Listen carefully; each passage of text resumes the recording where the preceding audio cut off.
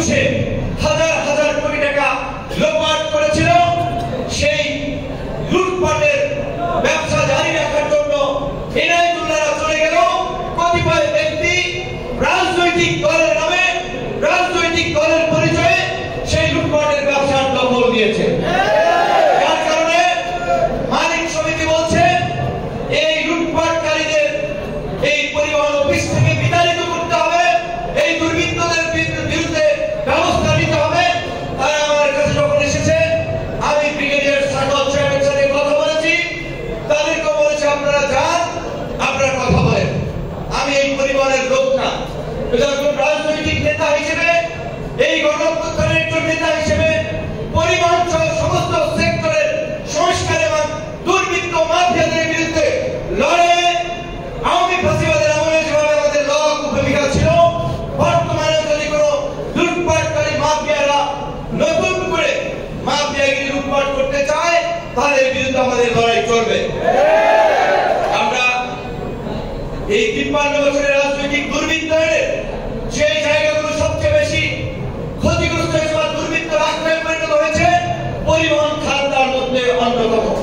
তবে ছাত্র নেতা, শ্রমিক নেতা আমাদের রিজু ভাই যেটা বলছিলেন, আপনাদেরকে ইঙ্গিত করে যে আপনারা ভীমরুলের চাকে ঢিল মেরেছেন, আমি আপনাদেরকে বলবো আপনারা এই পরিবহন খুবই একটা সেন্সিটিভ এবং খুবই একটা শক্তিশালী সিন্ডিকেট, এখানে হাজার কোটি টাকার বাণিজ্য।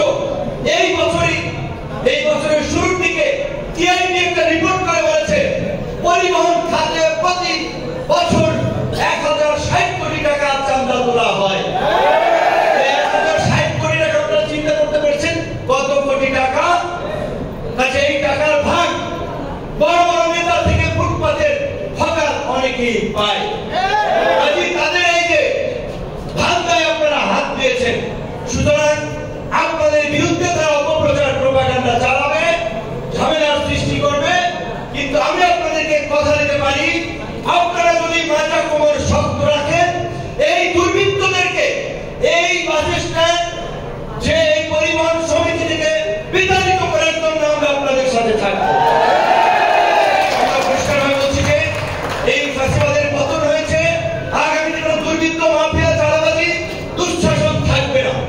আর এই পরিবহন খাতে এরা কারা, কোন দলের নাম ভাগিয়ে এই চাঁদাবাজি করছে? বিএনপির নেতৃবৃন্দের সাথে আমাদের যোগাযোগ আছে, আলাপ আলোচনা আছে। বিএনপি দেখেন কড়া বক্তব্য, কড়া অবস্থানে এই চাঁদাবাজি দুর্নীতি লুটপাটের বিরুদ্ধে প্রায় 1000 পরিষ্কার করে ফেলছে।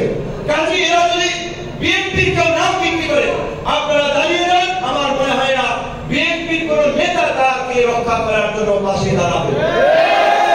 এই চাঁদাবাজরা মাফিয়ারা কোনো দলের না, ওরা দলের সুবিধাভোগী, ওরা চামচা, ওরা ধান্দাবাজ, দলের নাম বিক্রি করে তারা এগুলো করে। তাই